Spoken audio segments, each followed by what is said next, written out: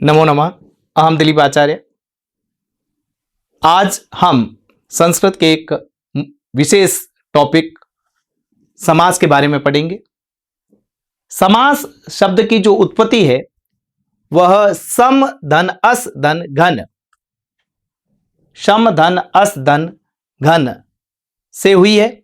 परिभाषा इसकी है सम सनम समासम।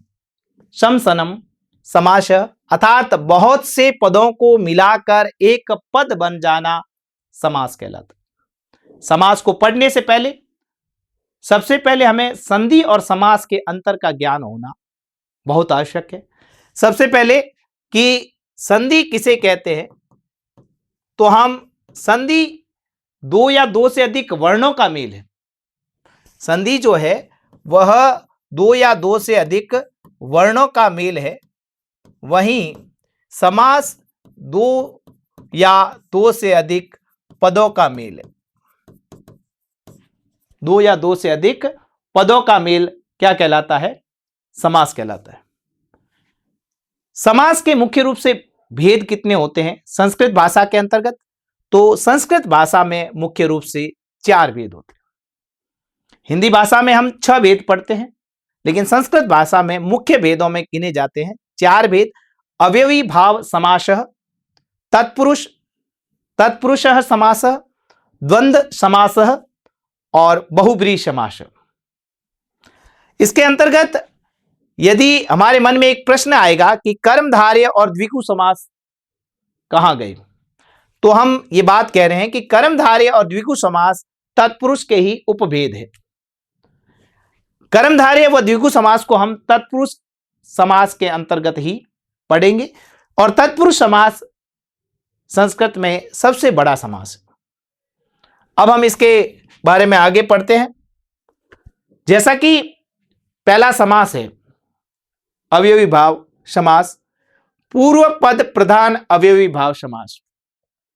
पूर्व पद प्रधान अवयवी भाव समास, जिस समास का पूर्व पद, जिस समास का पूर्व पद प्रधान हो, अवयवी भाव समास में पहला पद हमेशा प्रधान रहेगा। जैसा कि इसका नाम है अवयवी भाव, तो इसका पहला पद हमेशा अवयव या उपसर्ग होता है। कक्षा 10 के कोर्स में लगभग 7 या 8 अवयव कोर्स में है, जिसमें से हम पहला अवयव पढ़ते हैं उप। उप का अर्थ होता है समीप अर्थ में। समीप अर्थ में अर्थात जैसे कि उपकृष्णम, तो यहां पर क्या होगा कि जो द्वितीय पद उत्तर पद है वह आगे आ जाएगा और प्रथम पद है वह पीछे चला जाएगा। जैसा कि उपकृष्णम, तो यहां हो जाएगा कृष्णस्य समीपम। तो कौन सी विभक्ति का प्रयोग है? षष्ठी विभक्ति। तो उप के साथ, उप अवयव के साथ हमेशा षष्ठी विभक्ति का प्रयोग किया जाएगा। षष्ठी विभक्ति उपकृष्णम कृष्णस्य समीपम, यानी कृष्ण के पास। कृष्ण के पास जो प्रथम वर्ण है वो पीछे चला जाएगा, जो अंतिम वर्ण है वो आगे आ जाएगा। उपवनम तो हो जाएगा वनस्य समीपम। तो इसके लिए हमें विभक्तियों का ज्ञान होना बहुत ही अनिवार्य है। उपग्रहम ग्रहस्य समीपम, घर के पास। उपगंगम गंगा या समीपम, गंगा के पास। उपराजम राज्ञ समीपम, राजा के पास। उपगुरु गुरो समीपम, गुरु के पास। उप नदी नद्या समीपम, नदी के पास। उपगु गो समीपम, गाय के पास। उपवधु वधवा समीपम, वधु अर्थात बहू के पास। और उपसरितम शरित समीपम, नदी के पास। तो आज हमने यह पढ़ा उप यानी समीप अर्थ में। उप का याद रखना है मैं, समीप अर्थ में, और इसके लिए विभक्ति का प्रयोग होगा हमेशा षष्ठी विभक्ति का प्रयोग किया जाएगा। दूसरा अवयव है हमारा निर। निर का अर्थ होता है अभाव अर्थ में। अभाव अर्थात कमी। तो यहां पर भी जो हम देख सकते हैं निर शब्द का अभाव, अभाव अर्थात उस चीज की कमी है, और इसके लिए भी षष्ठी विभक्ति का प्रयोग किया जाएगा। षष्ठी विभक्ति का प्रयोग किया जाएगा। जैसे कि हम देखते हैं निर्मक्षिकम, जो द्वितीय वर्ड उत्तर पद है यह आगे आ जाएगा मक्षिकाणाम। तो मक्षिकाणाम यहां षष्ठी विभक्ति का प्रयोग किया गया है। मक्षिकाणाम अभाव, मक्खियों का अभाव, मक्खियों का अभाव, अर्थात ऐसा स्थान जहां मक्खियों का अभाव है तो उसको हम उस स्थान को कहेंगे निर्मक्षिकम। निर्जनम अर्थात जनानाम अभाव, निर्जन स्थान होता है, ऐसा स्थान जहां पर कोई लोग नहीं रहते, बस्ती नहीं होती, तो उस हम कहेंगे जनानाम अभाव, अर्थात वहां लोगों का क्या है, अभाव है, कमी है।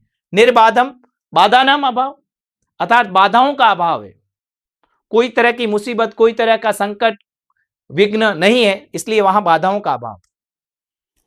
निर्विघ्नम, विघ्नानाम अभाव, जो यहां पर हम जितने भी वर्ड देख रहे हैं उत्तर पद में वह आगे आ रहा है और वह षष्ठी विभक्ति के रूप में आ रहा है।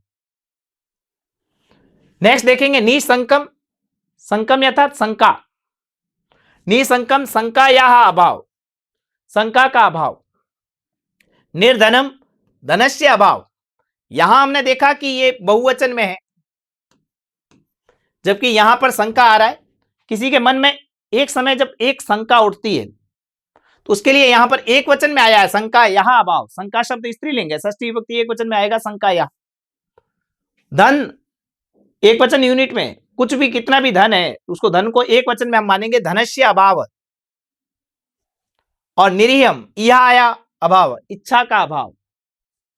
और निरुत्तरम अर्थात उत्तरस्य अभाव, उत्तर का अभाव, उत्तर का अभाव। नेक्स्ट है अनु, अनु का अर्थ होता है पश्चात अर्थ में, और अनु का प्रयोग भी षष्ठी विभक्ति में किया जाता है। अनुकृष्णम, तो अनु शब्द का अर्थ पीछे चला जाएगा पश्चात अर्थ में, के पीछे। कृष्णस्य पश्चात, कृष्ण के पीछे। अनुरथम, रथस्य पश्चात, रथ के पीछे। अनुवृक्षम, वृक्षस्य पश्चात, वृक्ष के पीछे। अनुराजम, राज्ञ पश्चात, राजा के पीछे। अनुगंगम, गंगा या पश्चात, गंगा के पीछे। तो मूल रूप से हमें जितने भी शब्द आए हैं कृष्ण, रथ, वृक्ष, राज, गंगा, इन सभी की षष्ठी विभक्ति याद है तभी हम इसको बना पाएंगे। कृष्णस्य, रथस्य, वृक्षस्य, राजा की षष्ठी विभक्ति राज्ञ, गंगा की षष्ठी विभक्ति एक वचन गंगा। यहां पर देखते हैं अनुपदम, पदानाम पश्चात, यहां पद बहुवचन में आया है, पदानाम पश्चात, पदों के पीछे। अनुलतम, लता या पश्चात, लता के पीछे। अनुशंभु, शंभो पश्चात, शंभु के पीछे। अनवक्षम, अक्षण पश्चात, आंखों, आंख के पीछे, आंखों के पीछे। तो यहां पर आज हमने पढ़ा 3 अवयव पढ़े, सबसे पहले उप, फिर निर और अनु, और इन सभी के अंदर षष्ठी विभक्ति का प्रयोग किया गया है। आज के लिए इतना ही, धन्यवाद।